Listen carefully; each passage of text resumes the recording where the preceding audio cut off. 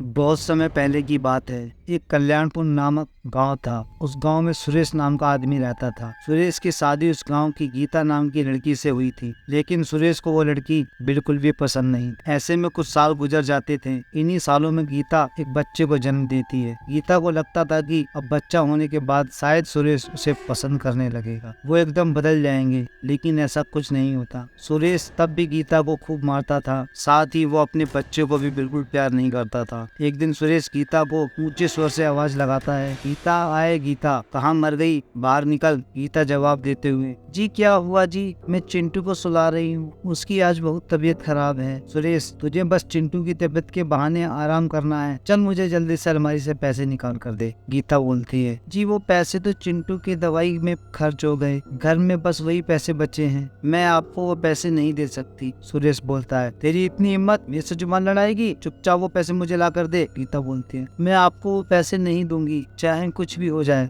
सुरेश बोलता है, तेरी इतनी हिम्मत, रुक तुझे तो मैं अभी बताता हूँ, देखता हूँ वो पैसे कैसे नहीं देती मुझे। रमेश गुस्से में आकर अंदर जाता है और अलमारी खोलता है। उस अलमारी से पैसे निकालने लगता है। गीता घबराए हुए सुरेश को रोकती है। इससे सुरेश को गुस्सा आ जाता है।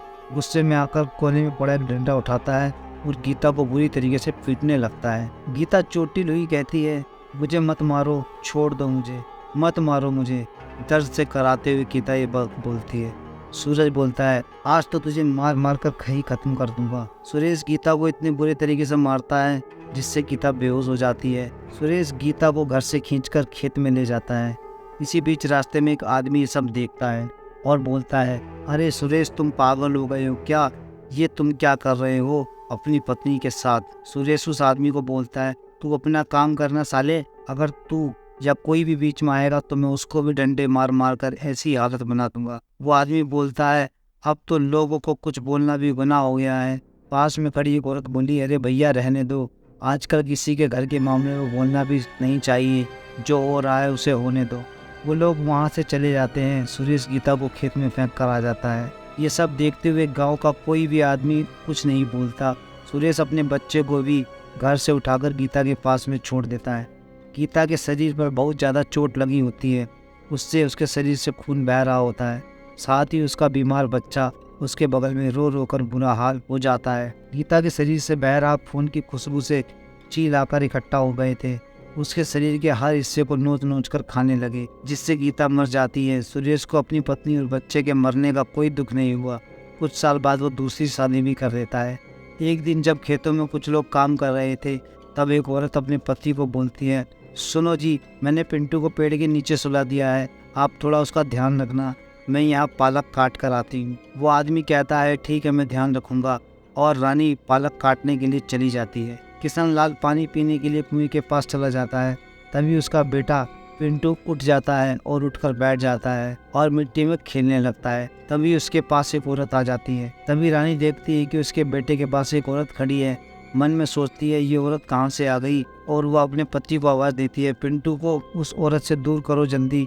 तभी किशन लाल अपने बेटे को उस औरत से छीनने लगता है। फिर वो औरत डरावनी चुड़ैल के रूप में बदल जाती है। रानी और किशन लाल उस चुड़ैल को देखकर बहुत ज़्यादा घबरा जाते हैं। तभी रानी बोलती है, हे भगवान, ये सब क्या है। वो अपने पति को बोलती है, आप पिंटू को यहाँ से लेकर चलो। किशन लाल बोला, रुको मैं कुछ करता हूँ, तुम थोड़ा शांत रहो। फिर वो चुड़ैल बोली, मैं इस बच्चे को उठाकर अपने साथ लेकर जा रही हूँ। रानी घबराकर बोलती है, अरे आप ऐसा मत करो, मेरे बच्चे को तुम मुझसे दूर लेकर मत जाओ। रानी चिल्लाती रही, किशन लाल सिर्फ देखता रहा। वो चुड़ैल पिंटू को अपने साथ लेकर चली जाती है। रानी और किशन लाल रोते रोते उस चुड़ैल के पीछे पीछे भागने लगते हैं और बोलते हैं कि अरे मेरा बच्चा, वो चुड़ैल मेरे बच्चे को लेकर जा रही है, अरे कोई तो आओ, मेरे बच्चे को बचाओ, हाय मेरा बच्चा, मेरे बच्चे को बचाओ। किशन लाल भी बोलता है, अरे कोई तो आओ, इस चुड़ैल से मेरे बच्चे को बचाओ, यह मेरा बच्चा लेकर जा रही है, हे भगवान पता नहीं क्या करेगी मेरे पिंटू के साथ। ये सब सुनकर आसपास के लोग भी उस चुड़ैल को देखते हैं और ये सब देखकर उन्हें अपनी आंखों पर यकीन नहीं होता। आसपास के लोग बोले, हे भगवान, इतनी बड़ी चुड़ैल कहाँ से आ गई है, हमने ऐसी चुड़ैल तो कभी नहीं देखी। यह बच्चा तो किशन लाल का है, ये बच्चे को लेकर के पता नहीं कहाँ जा रही है, भगवान ही बचाए इस चुड़ैल से बच्चे को। अचानक वो चुड़ैल पिंटू को लेकर पता नहीं कहाँ ही गायब हो जाती है। वहाँ खड़े लोग देखते रह जाते हैं और कोई कुछ भी नहीं कर पाता। ये पूरी घटना गांव में तेजी से फैल जाती है। ये घटना सुनकर गांव वालों के अंदर डर बैठ जाता है, कहीं वो चुड़ैल दोबारा ना आ जाए, हमारे बच्चे को लेकर चली ना जाए। अगले ही दिन वो चुड़ैल वापस आती है। वो देखती है कि एक छोटा सा बच्चा अपने घर के आंगन में चारपाई पर सो रहा है। तो वो चुड़ैल उसके पास जाती है। चुड़ैल के पैरों की आवाज़ सुनकर उसकी दादी बाहर आती है। देखती है वो चुड़ैल उसके पोते के पास खड़ी है और वो दादी चिल्लाती है, अरे देखो ये चुड़ैल आ गई, ये मेरे पोते को अपने साथ लेकर चली जाएगी। अरे कोई तो आओ, मेरे पोते को बचाओ। वो दादी बड़ी ही बुजुर्ग होती है कि जब तक वो अपने पोते के पास जाकर उसे उठाती, तब तक वो चुड़ैल उसके पोते को लेकर वहाँ से गायब हो जाती है। दिन ब दिन ये घटनाएं और ज़्यादा होने लगी। गांव वाले उस चुड़ैल के डर से बहुत ज़्यादा चिंतित में पड़ गए। लोगों के मन में इतना डर बैठ गया कि वो अपने बच्चों को एक पल के लिए अकेला नहीं छोड़ पाते। उन्होंने घर से बाहर निकलना ही बंद कर दिया। एक दिन सुरेश अपनी दूसरी बीवी से उस चुड़ैल के बारे में बात कर रहा था और उससे पूछ रहा था कि अरे रीना, ये बात सच है क्या? गांव में कोई चुड़ैल आती है, वो बच्चों को उठा उठाकर अपने साथ ले जाती है।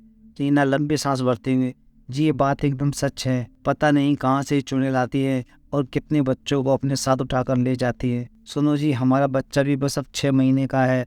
मुझे तो उस चुड़ैल से बहुत डर लग रहा है, कहीं वो हमारे बच्चे को ना लेकर जाए। वैसे मैंने सुना है उस चुड़ैल की नज़र बहुत ही तेज है। सुरेश, अरे रीना तुम परेशान मत हो, मेरे होते हुए हमारे बच्चे को कोई भी भूत या चुड़ैल छू भी नहीं सकती।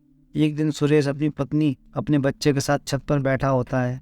तभी अचानक से चुड़ैल आती है, उसके बच्चे के पास जाकर बैठ जाती है। ये सब देखकर रीना बोलती है, हे भगवान, ये चुड़ैल यहाँ कैसे आ गई? तभी चुड़ैल उसके बच्चे को अपनी गोदी में लेती है, उसे देखती रहती है। रीना घबराए हुए बोलती है, अरे मेरे बच्चों को छोड़ दो, हमें जाने दो, हमने तेरा क्या बिगाड़ा है? इस चुड़ैल जवाब देते हुए, मुझे तुम्हारे इसी बच्चे का तो सबसे ज्यादा इंतजार था।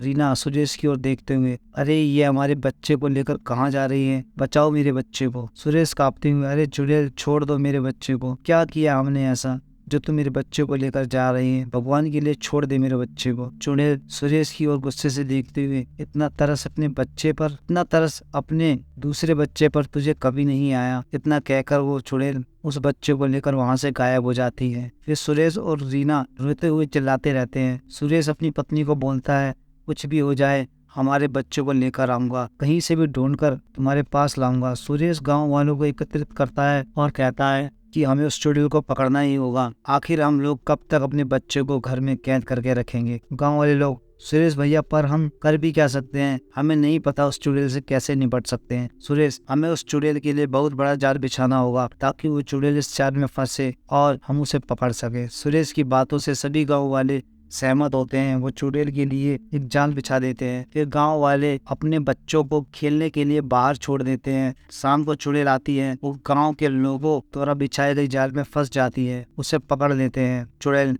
मुझे छोड़ दो, जाने दो मुझे। सुरेश हंसते हुए, हम तुझे नहीं छोड़ेंगे। तू ये बता, तूने हमारे बच्चों के साथ क्या किया? वो कहाँ पर हैं? ये सब सच सच बताना। चुड़ैल, अच्छा, तूने जो मेरे साथ किया और मेरे छोटे बच्चे के साथ किया, वही मैंने तुम्हारे बच्चों के साथ किया। सुरेश, मैंने तेरे बच्चों के साथ क्या किया? जरा बताना तो। चुड़ैल, क्यों तुझे याद नहीं क्या? याद कर, तूने मेरे और मेरे छोटे बच्चे के साथ क्या किया था। तूने मुझे मेरे बच्चे को मरने के लिए छोड़ दिया था, फिर चील आकर हमें नोच नोच कर खा गए थे। सुरेश, क्या तुम मेरी पहली पत्नी गीता हो क्या? चुड़ैल, हाँ, मैं गीता हूँ, जो तूने मरने के लिए छोड़ दिया था और अब मैं मरने के बाद चुड़ैल में बदल गई। उसके बाद से ही तुमसे और इस सभी गाँव वालों से बदला लेने के लिए आई, क्योंकि किसी ने मुझे और मेरे छोटे बच्चे को बचाने के लिए नहीं आए, ना ही उन्हें प्रयास किया। सुरेश, गीता, मुझे माफ कर दे, मैं तेरा हत्यारा हूँ, मैंने तेरी जान ली है, मुझे माफ कर दे। इन बच्चों ने तेरा क्या किया? गलती मैंने की, मुझे मारकर अपना बदला पूरा कर दे, इन सभी बच्चों को छोड़ दे। सभी गाँव वाले, हाँ गीता, हमें तू माफ कर दे, हमसे बहुत बड़ा पाप हुआ है, हमने तुम्हें और तुम्हारे बच्चों को नहीं बचाया, तुम लोगों को मरने के लिए छोड़ दिया, हमसे बहुत बड़ा अपराध हुआ है, गीता हमें माफ कर दे, हमारे बच्चे हमें लौटा दे। चुड़ैल कहती है, तुम सभी मेरे साथ चलो। सभी गाँव वाले उस चुड़ैल के बताई हुई जगह पर जाते हैं और देखते हैं जो बच्चे गायब थे वो सभी वहाँ पर हंसी खुशी खेल रहे थे। चुड़ैल, मैंने तुम सभी के बच्चों को मारा नहीं, मैं एक माँ हूँ, जानती हूँ अपना बच्चा खोने का डर क्या होता है। मैं बस आप सभी को सबक सिखाना चाहती थी। सुरेश रोता हुआ अपने बच्चे को गले लगा लेता है। बाकी सभी गांव वाले भी अपने अपने बच्चों को देखकर बहुत रोने लगते हैं। सुरेश की पत्नी रीना बोलती है, गीता हमें माफ कर दे। ये सब देखकर चुड़ैल ने भी सभी को माफ कर दिया। तो दोस्तों, आपको हमारी चुड़ैल की कहानी कैसी लगी? अगर वीडियो अच्छी लगी हो तो वीडियो को लाइक करके चैनल को सब्सक्राइब जरूर कर देना। हम मिलते हैं आपसे अपनी अगली वीडियो में, तब तक के लिए बाय बाय। जय हिंद, जय भारत।